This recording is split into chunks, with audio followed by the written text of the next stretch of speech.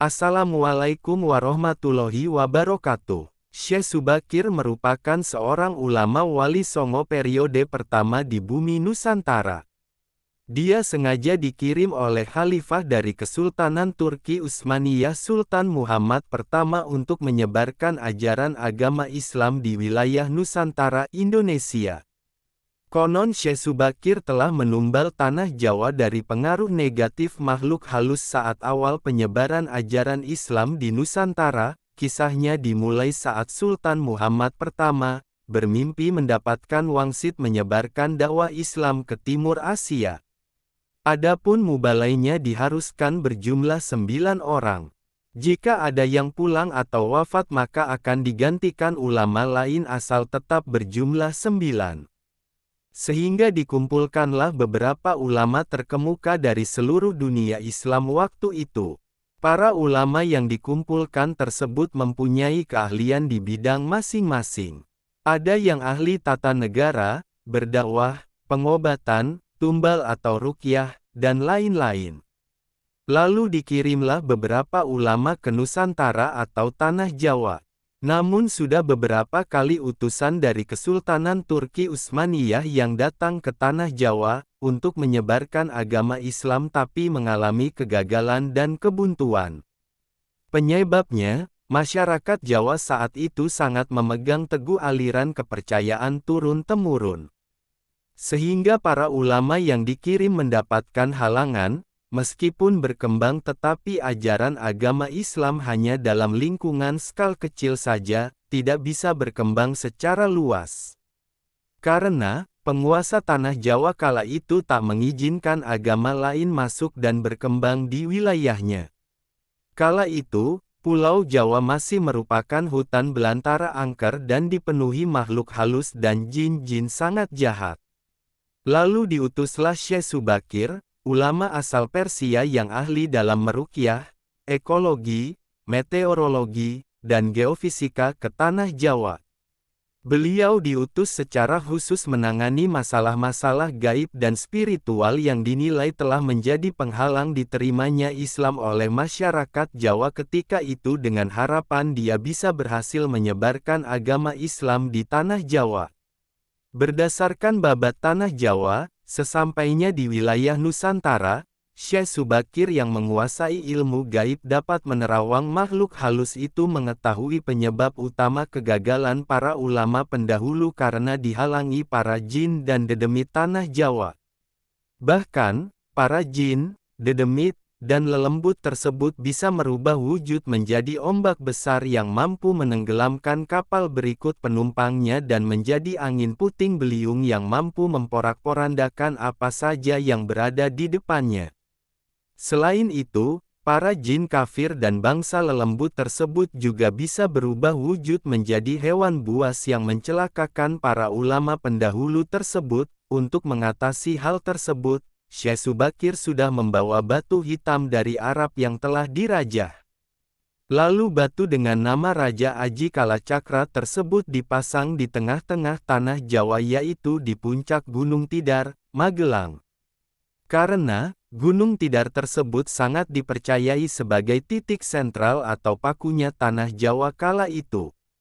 Efek dari kekuatan gaib suci yang dimunculkan batu hitam tersebut menimbulkan gejolak yang tak biasa.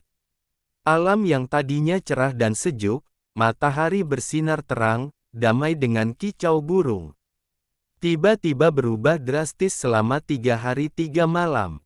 Cuaca mendung, angin bergerak cepat, kilat menyambar menimbulkan hujan api di mana-mana, gunung-gunung bergemuruh tiada henti. Lelembut, setan, maupun siluman yang tinggal di sana melarikan diri untuk menyelamatkan diri. Jin, peri, banaspati, kuntilanak hingga jailangkung semua hanyut dalam air karena tak kuat menahan panasnya pancaran batu hitam tersebut. Makhluk halus yang masih hidup pun terpaksa mengungsi ke lautan. Sebagian jin lainnya mati akibat hawa panas dari tumbal yang dipasang Syekh Subakir tersebut. Melihat hal itu, konon penguasa tanah Nusantara yakni Sabda Palon, raja bangsa jin yang telah berusia 9.000 tahun bersemayam di puncak Gunung Tidar terusik. Kemudian dia keluar mencari penyebab timbulnya hawa panas bagi bangsa jin dan lelembut tersebut. Sabda Palon lalu berhadapan dengan Syekh Subakir. Sabda Palon lalu menanyakan maksud dari pemasangan batu hitam tersebut. Sang ulama kali itu menyatakan dia sengaja menancapkan batu hitam itu untuk mengusir bangsa jin dan lelembut yang mengganggu upaya penyebaran ajaran Islam di tanah Jawa oleh para ulama utusan dari Khalifah Turki Utsmaniyah. Setelah terjadi perdebatan yang panjang, akhirnya mereka segera mengadu kesaktian. Pertempuran antara keduanya terjadi selama 40 hari 40 malam yang membuat tanah Pulau Jawa saat itu berguncang keras dengan cuaca badai kilatan yang besar.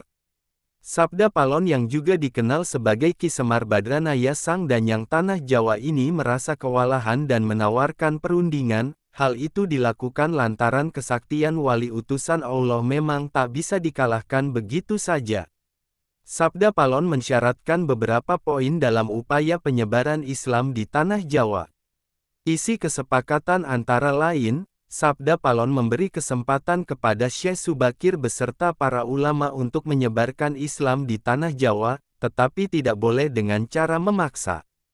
Kemudian Sabda Palon juga memberi kesempatan kepada orang Islam untuk berkuasa di tanah Jawa, raja-raja Islam, namun dengan catatan, para raja Islam itu silahkan berkuasa, namun jangan sampai meninggalkan adat istiadat dan budaya yang ada.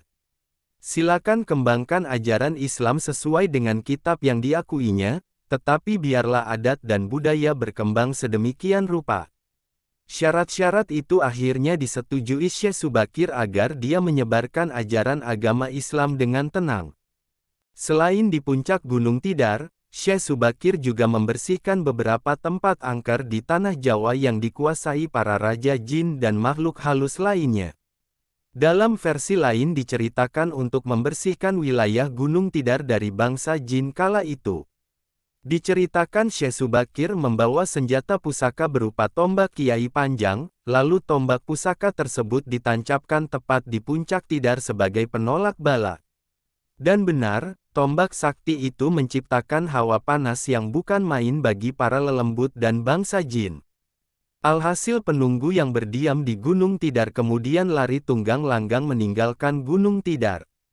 Sebagian pengikut Sabda Palon dari bangsa jin melarikan diri ke timur dan konon hingga sekarang menempati daerah Gunung Merapi yang masih dipercaya Gunung Aker. Bahkan sebagian lagi anak buah Sabda Palon ada yang melarikan diri ke Alas Roban, dan ke Gunung Serandil. Tombak itu sekarang masih dijaga oleh masyarakat dan ditempatkan di puncak Gunung Tidar dengan nama makam tombak Kiai Panjang.